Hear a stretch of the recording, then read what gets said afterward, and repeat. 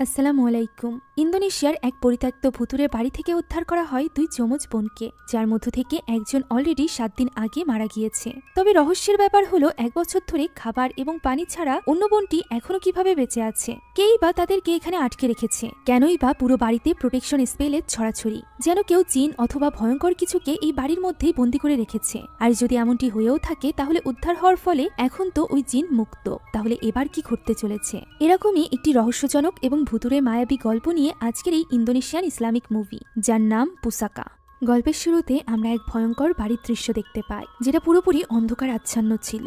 সামনেই কাউকে দাঁড়িয়ে থাকতে দেখা যাচ্ছিল। এমন সময় ক্যামেরার সামনে ভয়ানক কিছু একটা চলে আসে। দৃশ্য পরিবর্তিত হয় এবং আমরা নোয়ার নামের একজন পুলিশ অফিসারকে দেখতে পাই, যে কিনা তার পুলিশের গাড়ি নিয়ে পৌঁছে যায় একটা পুরনো পরিত্যক্ত কারখানায়। সেখানে প্রবেশ করেই সে একটা সিরিঞ্জ খুঁজে পায়। দেখে বোঝাই যাচ্ছিল এখানে কেউ নেশা করেছে। ভেতরে প্রবেশ করতেই সে একটা উঁচু স্থানে কাউকে ঘুমানো অবস্থায় দেখতে পায়। ডাক দিতেই মেয়েটি জেগে ওঠে। আমরা জানতে পারি এটা আর কেউ নয়, বরং নোয়ার বোন নূর। সেই মূলত এই কারখানায় এসে নেশা করছিল, যেটা নোয়ারও জানতো। তাই তো সে এখানে তার বোনের জন্য খাবার নিয়ে এসেছিল। আর এরপর সে তার বোনকে নিয়ে বাসার উদ্দেশ্যে রওনা দেয়। পথে তাদের কথা থেকে আমরা জানতে পারি যে তারা দুজন যমজ ভাই বোন। মায়ের মৃত্যুর পর থেকেই নূরের অবস্থা এরকম হয়ে গিয়েছে। আর এই সবকিছুর জন্য সে কোথাও না কোথাও নোয়ারকে দায়ী করে। তার মতে নোয়ারের তার পাশে থাকার প্রয়োজন ছিল, কিন্তু নোয়ার বেচারাও বা কি করবে? তখন তার সদ্য পুলিশের চাকরি হয়েছিল। চাকরির সুবাদে তাকে দূরে থাকতে হতো, যে একাকিত্বের কারণে নূর এখন এরকমটি হয়ে গিয়েছে। এই ব্যাপারে বলার সাথে সাথেই নূর বলে যে তার মতে তো সে মানুষই নয়, বরং জিনে পরিণত হয়েছে। নোয়ার তখন তাকে বলে যে তার জন্যই সে শহরের ভালো পুলিশের চাকরি ছেড়ে ট্রান্সফার হয়ে এই গ্রামের মধ্যে এসেছে,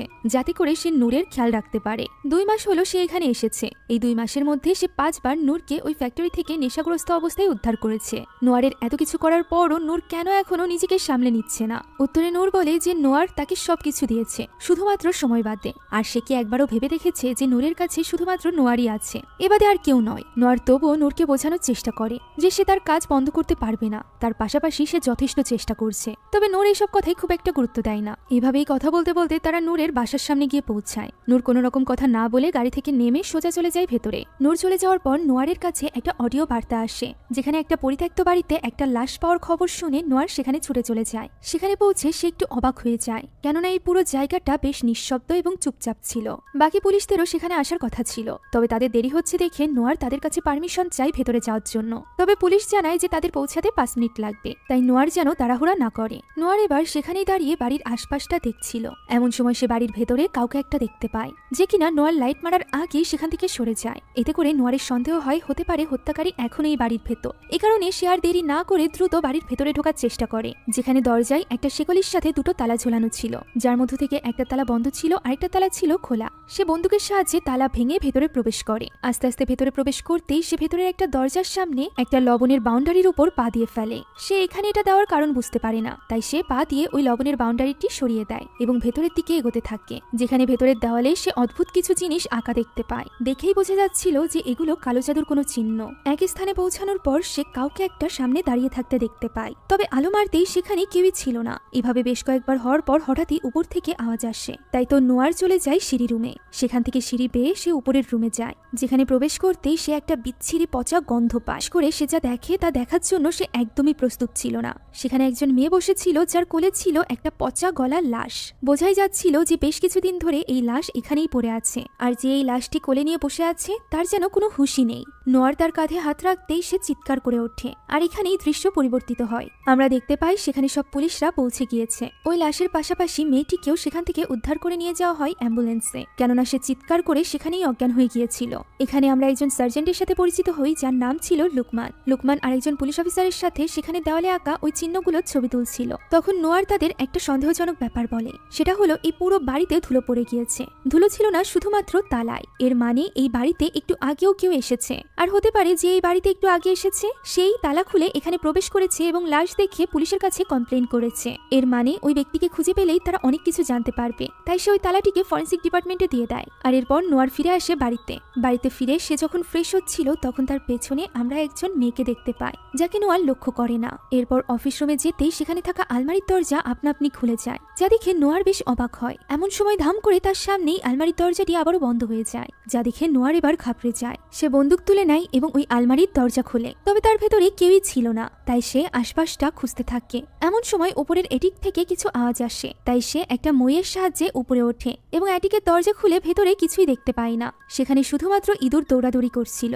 এরপর সে নিচে নেমে আসছিল। এমন সময় হঠাৎই এক ভয়ানক হাত তার হাত ধরে বসে, যার দরুন আমরা শুধু গুলি চলার আওয়াজই শুনতে পাই। সে যেহেতু পুলিশ হেডকোয়ার্টারে থাকতো, তাই সেখানে গুলি চলার ফলে কিছু ক্ষয়ক্ষতি হয়েছিল সেটা দেখার জন্য এবং রিপোর্ট করার জন্যই পুলিশ এসেছিল। তার একজন সিনিয়র অফিসার তাকে জিজ্ঞাসা করে যে এটা কিভাবে হলো, যার উত্তরে নোয়ার বলে গত রাতে একটা জঙ্গলি জন্তু তার উপর অ্যাটাক করেছিল। তবে এই উত্তর খুব একটা বিশ্বাস হয় না ওই সিনিয়র অফিসারের। সে এখানে নোয়ারকে বেশ খোঁচা মেরে কথা বলতে থাকে। তার মতে শহুরে পুলিশেরা এখানে আসে শুধুমাত্র সময় কাটানোর জন্য। তারা এখানে বদলি হয়ে আসে এবং 4-5 বছর আরামসে দিন কাটায়, কোনো কেস সলভ করে না। এভাবেই 4-5 বছর ভ্যাকেশন কাটিয়ে তারা আবারও ফিরে যায় শহরে। কথাটা নূরের বেশ গায়ে লাগে, তবে সেই ব্যাপারে খুব একটা রিয়াক্ট করে না, বরং সে ওই দিনই চলে যায় তার এখানে আসার কারণ অর্থাৎ তার বোনের কাছে। নূর গত রাতের ঘটনার জন্য তার উপর ভীষণ রেগেছিল। সে এখানে নূরের পছন্দের খাবার নিয়ে এসেছিল তার রাগ ভাঙাতে। তার বোন পছন্দের খাবার পেয়ে ভীষণ খুশি হয়ে যায়, আর এরপর দুই ভাই বোন বসে গল্প করতে থাকে। যেখানে গত রাতের ঘটনা শোনা মাত্রই নূর বলে ওঠে সে বুঝতেই পেরেছিল এমন কিছু হয়েছে। একথা শুনে নোয়ার একটু অবাক হয় এবং তার কাছে জানতে চায় যে সে কি বলতে চাইছে। উত্তরে নূর বলে সে ঘুমের মাঝে গত রাতে হঠাৎ করে চিৎকার করে জেগে উঠেছিল। তখনই সে বুঝতে পেরেছিল নিশ্চয়ই নোয়ারের সাথে কিছু হয়েছে।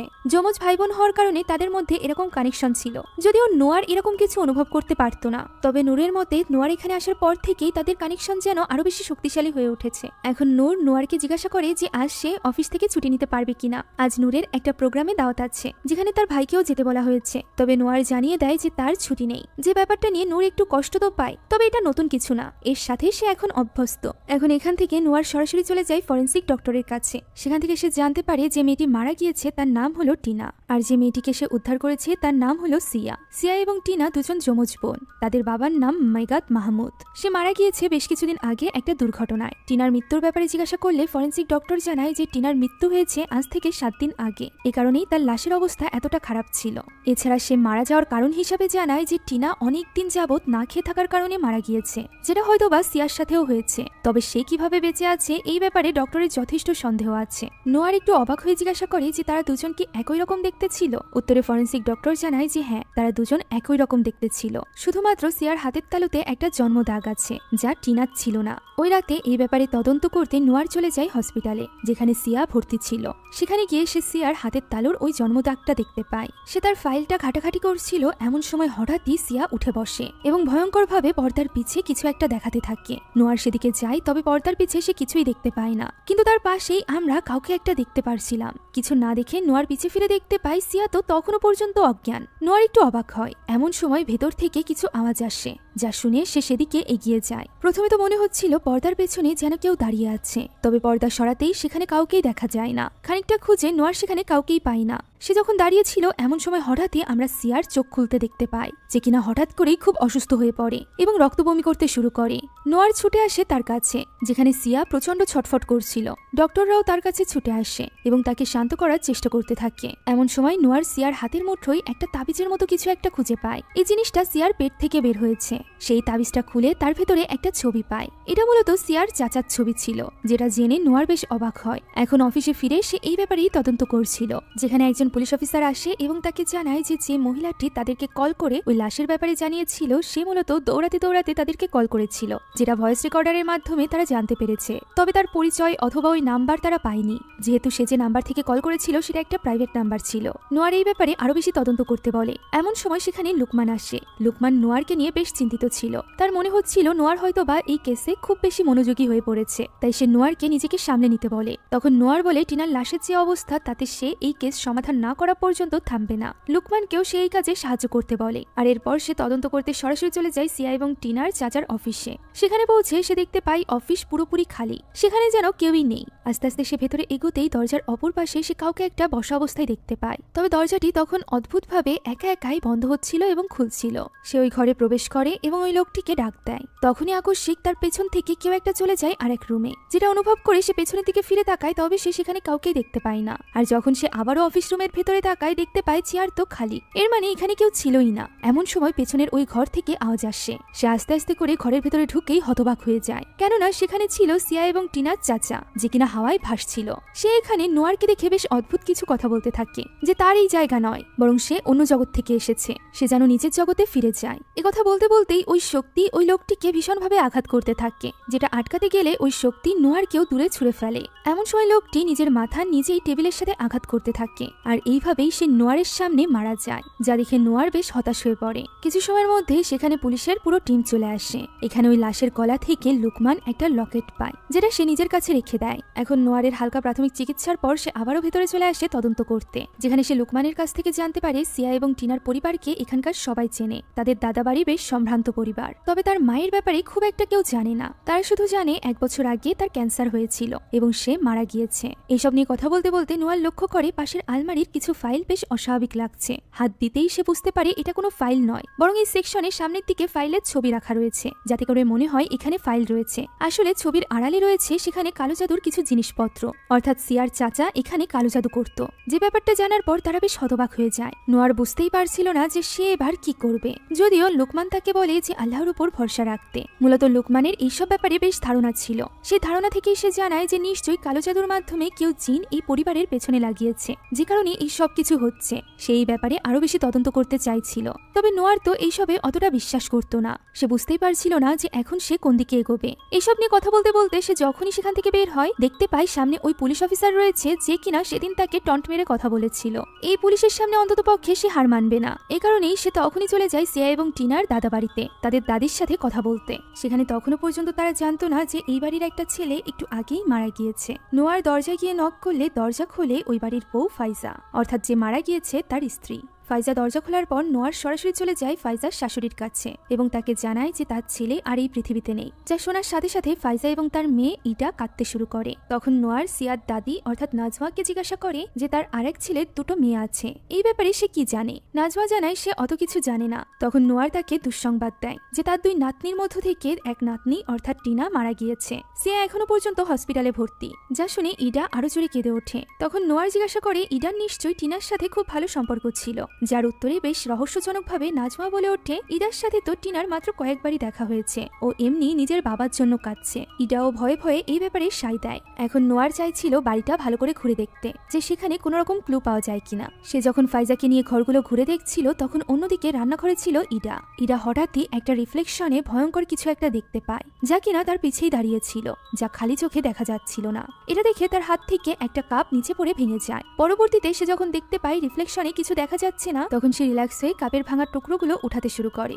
এদিকে নোয়ার বাড়িটি ঘুরে দেখার সময় সেখানে থাকা ছবি থেকে লক্ষ্য করে যে সিয়া টিনার বাবার সাথে ইডার বাবার বেশ ভালো সম্পর্ক ছিল। তারা 2 ভাই একে অপরকে খুব ভালোবাসতো। এভাবেই ঘরগুলো দেখতে দেখতে সে একটা ঘরে গিয়ে পৌঁছায়, যে ঘরের পর্দার পেছনে লুকানো ছিল একটা আলমারির মতো স্থান, যার দরজায় তালা দেওয়া ছিল। সে এই ব্যাপারে ফাইজার কাছে জিজ্ঞাসা করবে, এমন সময় তারা চিৎকার শুনতে পায়। রান্নাঘরে ইডা তার সামনে টিনার আত্মাকে দেখে ভয়ে চিৎকার করে উঠেছিল, যার কাছে পৌঁছাতেই সে এই ব্যাপারে জানায়। তার মুখ থেকে টিনার আত্মার কথা শুনে নোয়ার আরো বেশি কনফিউজড হয়ে পড়ে। এই ঘটনায় ভয় পেয়ে ইডার জ্বর চলে আসে। সে তার মাকে বারবার বলছিল যে তার মা যেন অন্ততপক্ষে তাকে বিশ্বাস করে, সে সত্যি সেখানে টিনার আত্মাকে দেখেছে। উত্তরে তার মা ফাইজা বলে যে সে তাকে বিশ্বাস করে। ওই রাতে আমরা নূরের সাথেও কিছু অস্বাভাবিক ঘটনা ঘটতে দেখতে পাই। ভয়ানক কিছু তার উপরে আসাতে তার ঘুম ভেঙে যায়। তখন হঠাৎ করে তার উপরে থাকা কাঁথাটি সরতে শুরু করে। সে সেটা ধরতে যাওয়া মাত্রই সেটা সরে নিচে পড়ে যায়। সে প্রথমে নিচে চেক করে, আর এরপর কাঁথাটি উঠিয়ে সে যখনই শুতে যাচ্ছিল, তখনই সে দেখতে পায় সামনের ঘরে একজন মহিলা দেওয়ালের সাথে মাথা আঘাত করছে। এটা দেখে সে ভীষণ ভয় পেয়ে যায়।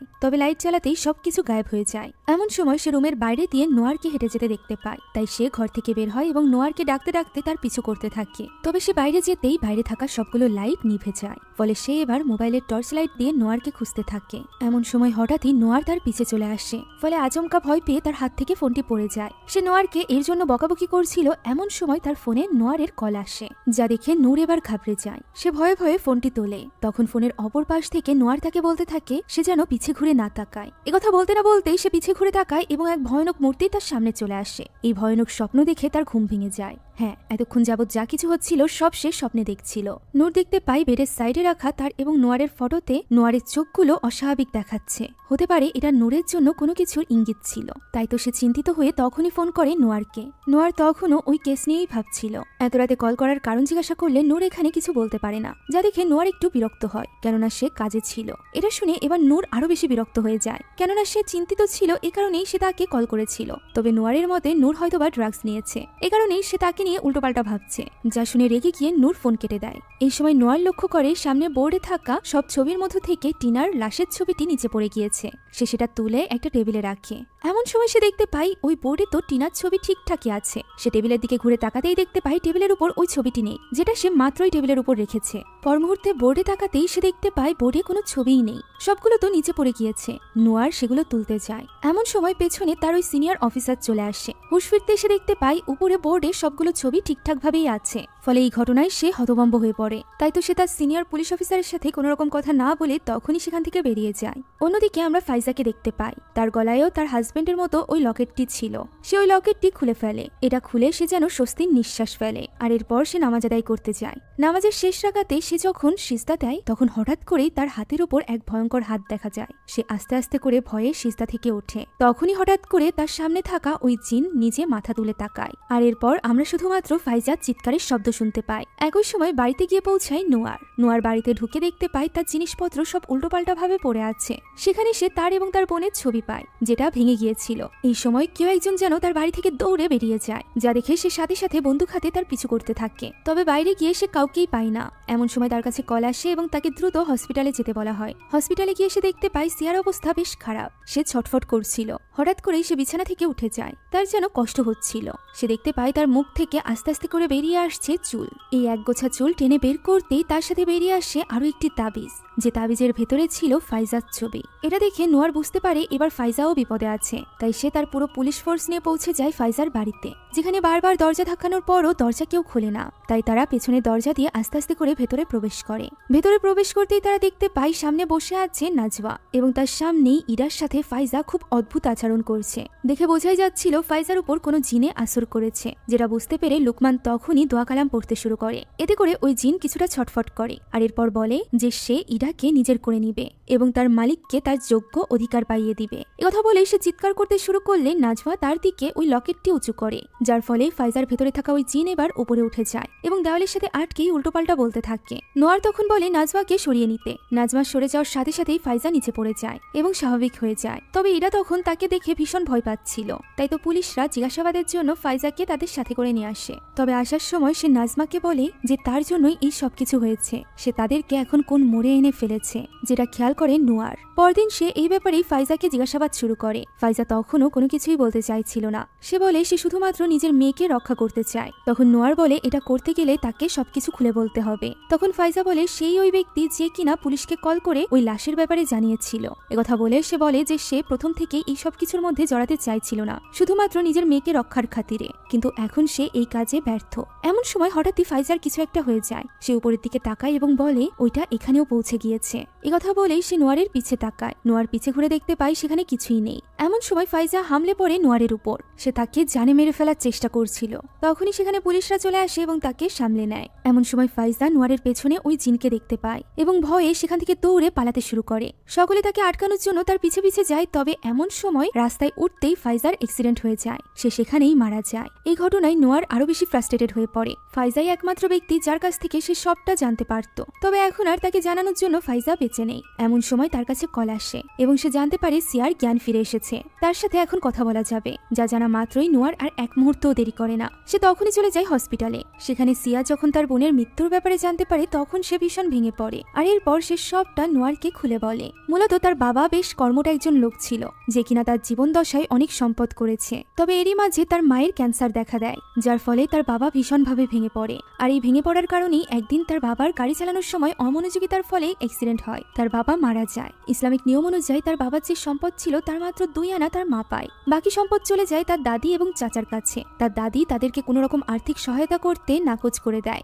এদিকে তার মায়ের ক্যান্সারের অবস্থাও বেশ খারাপ ছিল, যে কারণে তার চিকিৎসা করাতে গিয়ে তার সম্পূর্ণ ওই 2 আনার সম্পদ শেষ হয়ে যায়। 1 বছর আগে ক্যান্সারের কারণে তাদের মাও মারা যায়। মায়ের কবর শুকিয়েও পারেনি, এরই মাঝে তাদের দাদি তাদের 2 বোনকে তাদেরই পরিত্যক্ত পুরনো একটা বাড়িতে এনে বন্দি করে রাখে। শেকলের সাথে তারা সেখানে বন্দি ছিল প্রায় 1টা বছর, যেখানে মাঝে মধ্যে শুধুমাত্র ফাইজা যেত তাদেরকে খাবার দিতে, তাও আবার 3 থেকে 4 দিন পর পর। শেষবার সে যখন এসেছিল তখন সে 1 সপ্তাহ পরে এসেছিল, যতদিনে অলরেডি টিনা মরে তার লাশ পচতে শুরু করেছে, যা দেখে ভয়ে ফাইজাই সেদিন পুলিশকে কল করে এই ব্যাপারে জানিয়েছিল। সিয়া এখনো পর্যন্ত বুঝতে পারছিল না যে তার আপন দাদি কেন তাদের সাথে এমনটি করেছে। উত্তরে নোয়ার বলে তার দাদি তাদের সব সম্পদ আত্মসাৎ করতে চাইছিল। সিয়া জানায় তার কাছে তো কোনো সম্পদই নেই, আছে শুধু তার বাবার ফেলে যাওয়া এই একটা আংটি। যা শুনে নোয়ার এবার বুঝতে পারে যে এই সব কিছুর পেছনে রয়েছে নাজওয়া, তাই সে আর 1 মুহূর্ত দেরি করে না, পুরো পুলিশ ফোর্সের সাথে পৌঁছে যায় নাজওয়ার বাড়িতে। তাদের কাছে সার্চ এবং অ্যারেস্ট ওয়ারেন্টও ছিল।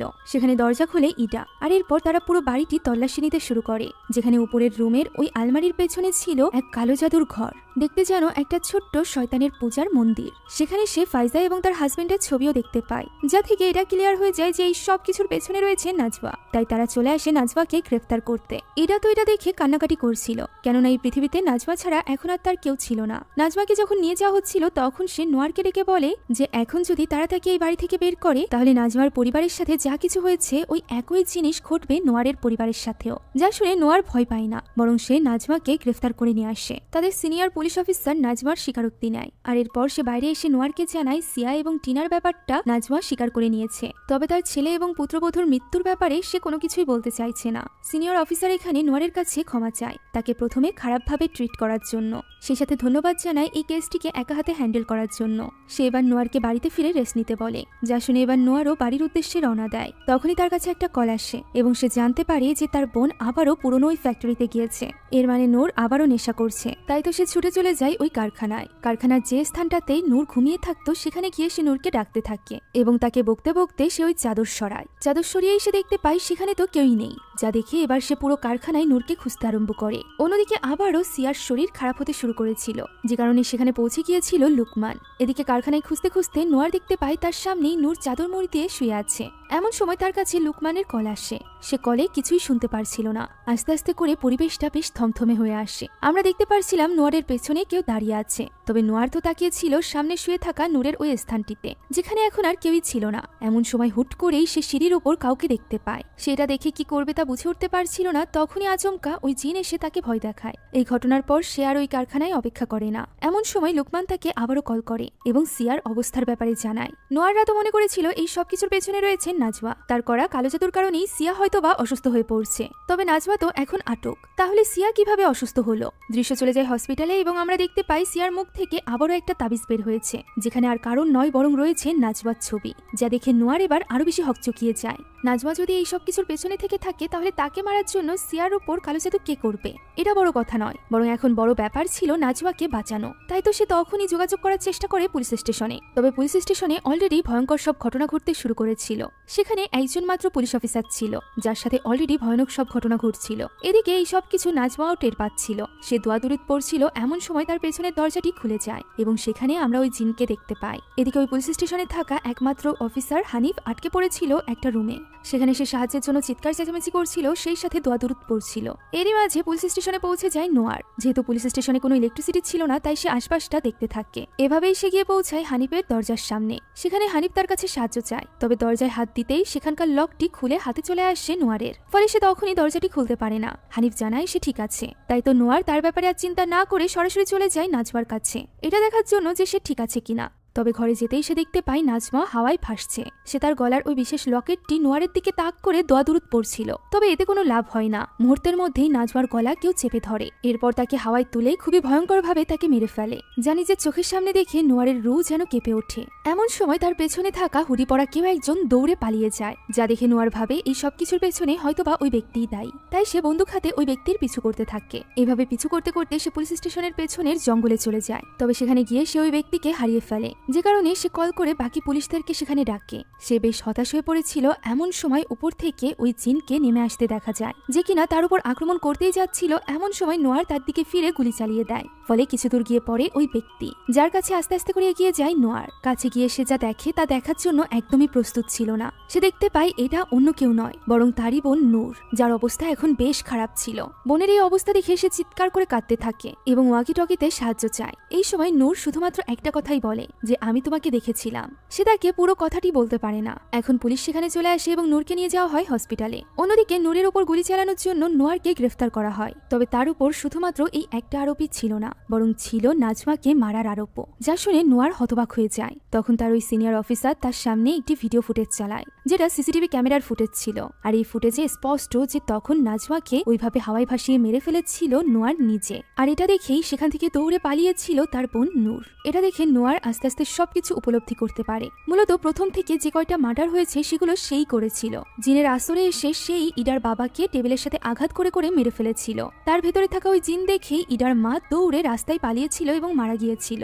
এমনকি ওই দিন সে যখন বাড়িতে ছিল তখন সেখানে এসেছিল নূর, যে কিনা তাকে পজেস অবস্থায় দেখে সেখান থেকে দৌড়ে পালিয়ে গিয়েছিল। অর্থাৎ প্রথম থেকেই জিনে আসর করেছে নোয়ারকে। কিন্তু কেন, এই ব্যাপারে আমরা একটু পরেই জানতে পারবো। আপাতত আমরা নোয়ারকে আটক অবস্থায় দেখতে পাই, যেখানে তার বারবার নূরের কথা মনে পড়ছিল। তার ভীষণভাবে চিন্তা হচ্ছিল নূরের কারণে। তখনই সেখানে আসে লুকমান। নোয়ার তাকে বোঝানোর চেষ্টা করে যে সে এইসবের ব্যাপারে কিছুই জানে না, সে ইচ্ছাকৃতভাবে কিছুই করছে না। তখন লুকমান বলে যে সে জানে, সে নোয়ারকে বিশ্বাস করে, তাই তো সেই সবকিছু নিয়ে আরো বেশি তদন্ত করেছে। ওই পরিত্যক্ত বাড়ির দেওয়ালে আঁকা জিনিসগুলো, সেই সাথে সেখানে থাকা ওই লবণগুলো কোনো কালো জাদুর জন্য করা ছিল না, বরং জিনকে আটকানোর জন্য করা ছিল, যে প্রোটেকশন ভেঙে দিয়েছে নোয়ার নিজে। আর এই কারণেই হয়তোবা ওই জিন নোয়ারকেই নিজের শিকার বানিয়ে নিয়েছে। এছাড়া সে আরো জানতে পেরেছে যে নাজমা এবং তার পরিবার যে লকেটটা ব্যবহার করত সেটা কারোর উপর কোনো কালো জাদু করার জন্য ব্যবহার করত না, বরং সেটা ছিল জিনের আসর থেকে নিজেকে রক্ষার জন্য। নোয়ার বলে যে তার মানে তো নাজমা কারোর পেছনে জিন পাঠায়নি, বরং তার পরিবারের পেছনে কেউ জিন পাঠিয়েছে। লোকমান বলে যে হ্যাঁ, আর এই জিন মালিকের কথা মতোই এই সবকিছু করছে। এটা শোনা মাত্রই নোয়ার সবকিছু বুঝতে পারে যে এই সবকিছুর পেছনে রয়েছে সিয়া। সিয়াই মূলত কালো জাদু করত, আর এই কারণেই তার হাত থেকে বাঁচার জন্য তার দাদি টিনা এবং সিয়াকে ওই ঘরে বন্দি করে রেখেছিল। সেই সাথে সেখানে প্রোটেকশন সল্টও দিয়ে রেখেছিল, যাতে করে ওই জিন সেখান থেকে বের হতে না পারে। তবে নোয়ার গিয়ে সেটা ভেঙে দিয়েছে, যার ফলে এখন সিয়া নোয়ারের মাধ্যমেই ওই জিনের সাথে মিলে প্রতিশোধ নিচ্ছে তার পরিবারের উপর। এবার পালা ছিল সর্বশেষ সদস্য অর্থাৎ ইডার, যার কথা ভেবে নোয়ার বেশ চিন্তিত হয়ে পড়ে। সে ইডাকে যে কোনো মূল্যে বাঁচাতে চাইছিল, তাই তো লুকমান একটা বুদ্ধি বের করে। সে নোয়ারকে এমন ভাবে নিয়ে বের হয় যেন সে তাকে নিয়ে যাচ্ছে তার বোনের অবস্থা দেখাতে, এটা বোঝাতে যে সে নিজের বোনের কি অবস্থা করেছে। এই কথা বলে পুলিশকে বোকা বানিয়ে সে নোয়ারকে নিয়ে বেরিয়ে পড়ে, যেখানে নোয়ার তাকে বলে যে সে এইভাবে হেল্প তাকে কেন করছে। উত্তরে লুকমান বলে সে আল্লাহর উপর ভরসা রেখেছে, সেই সাথে বিশ্বাস করে নোয়ারকে, আর এ কারণেই সে তাকে সাহায্য করছে। তারা যে রওনা দিয়েছে এই ব্যাপারটা দূর থেকে সিয়াও বুঝতে পারে, তাই সে তখনই প্রথমে চলে যায় নোয়ারের বোন নূরের কাছে। এমনিতেই গুলি লেগে তার অবস্থা বেশ খারাপ ছিল। এদিকে ওই একই হসপিটালে ছিল ইডা, যে কিনা মর্গে তখন তার দাদি এবং মায়ের লাশ দেখছিল। এমন সময় সেখানে ভুতুরে কর্মকাণ্ড শুরু হয়ে যায়। হঠাৎই তার মায়ের লাশও গায়েব হয়ে যায়। পেছনে থাকা তার দাদির লাশ উঠে বসে। এতে করে ইডা ভয়ে কাঁদতে শুরু করে। সে আস্তে আস্তে করে দরজার দিকে এগিয়ে যায় এবং দ্রুত দরজাটি খুলে বেরিয়ে যায়। ঠিক তখনই তার সামনে ভয়ঙ্কর কিছু চলে আসে। তার এক চিৎকারের সাথে এই দৃশ্যটিও এখানেই শেষ হয়ে যায়। এদিকে নোয়ার এবং লুকমান আসছিল হসপিটালের দিকে। তখন নোয়ার গাড়িতে ঝুলিয়ে রাখা তার বোনের ওই ব্রেসলেটটি সে হাতে পড়ে নেয়। আর এরপর লুকমানকে জিজ্ঞাসা করে যে সেই জিনের ব্যাপারে আর কি কি জানে। উত্তরে লুকমান বলে যে এই জিন জেনারেশন ধরে চলে আসছে। যেভাবে সিয়ার বাবা গরিব ছিল এবং বড়লোক হয়েছে, সেই স্টোরি থেকে তার মনে হয় যে সিয়ার বাবাই এই জিনকে নিজের কাছে এনেছিল এবং তার মালিক হয়েছিল। পরবর্তীতে তার মৃত্যুর পর হয়তোবা সিয়া এই জিনের মালিক হয়েছে। কোনো এক বস্তু দেওয়ার মাধ্যমেই এর উত্তরাধিকার নির্বাচিত হয়। অর্থাৎ সিয়ার কাছে তার বাবার এমন কোনো জিনিস আছে যার দ্বারা সেই জিনের মালিক হয়েছে। আর এটাই কারণ একই জায়গায় না খেয়ে থেকে টিনা মারা গেলেও সে মারা যায়নি, কেননা সে একটা জিনের প্রভু। আর এই ভয়েই মূলত তার দাদি তাকে এবং টিনাকে নিজের পরিবারের থেকে দূরে রাখতে চাইছিল। তারা এইসব নিয়ে কথা বলছিল। এমন সময় ওয়াকি টকিতে খবর আসে যে ইডা এবং নূর হসপিটাল থেকে গায়েব হয়ে গিয়েছে, যা শুনে তারা ভীষণ চিন্তায় পড়ে যায়। এমন সময় নোয়ারের মনে পড়ে যায় নূরের কথা, যে কিনা তাকে বলেছিল যে তাদের দুজনের কানেকশন এখানে আসার পর আরো বেশি স্ট্রং হয়ে গিয়েছে, যে কারণে সে চোখ বন্ধ করে বোঝার চেষ্টা করে যে নূরকে ওই জিন কোথায় নিয়ে গিয়েছে। উত্তর সে পেয়েও যায়। যে পরিত্যক্ত বাড়িতে এতদিন যাবৎ সিয়া এবং টিনাকে আটকে রাখা হয়েছিল, সেখানেই নিয়ে যাওয়া হয়েছে ইডা এবং নূরকে। এটা বোঝা মাত্রই তারা সেই উদ্দেশ্যে রওনা দেয়। এদিকে ইডার সামনে আসে সিয়া। মূলত সে ইডাকেও ওই জিনিস অনুভব করাতে চাইছিল যে জিনিসটা সে এবং তার বোন এখানে আটকা থেকে করেছে। তাই তো সে ইডাকেও শিকল দিয়ে বেঁধে রেখেছিল। এখানে হঠাৎই একটা জিন ভয়ানকভাবে ইডার দিকে এগোতে থাকে। এরই মধ্যে ওই পরিত্যক্ত বাড়িতে পৌঁছে যায় নোয়ার এবং লুকমান। তারা ভেতরে গিয়ে আলাদা আলাদা হয়ে নূর এবং ইডাকে খুঁজতে আরম্ভ করে, যেখানে একটা ঘরে যাওয়া মাত্রই লুকমানের পেছনে থাকা দরজাটি আপনা আপনি বন্ধ হয়ে যায়। এদিকে ইডার সামনে বসেছিল তার মা। মাকে দেখে ইডা সবকিছু যেন ভুলে যায়। সে তাকে জড়িয়ে ধরে এবং কাঁদতে আরম্ভ করে। এমন সময় ফাইজার হাত এক ভয়ঙ্কর রূপ নেয়। ফলে ইডা চিৎকার চেঁচামেচি করতে থাকে এবং লুকমান ছুটে যায় সেদিকে। অন্যদিকে নোয়ার গিয়ে পৌঁছেছিল নূর যে ঘরে ছিল সেখানে নূরের সাথে সিয়াও ছিল।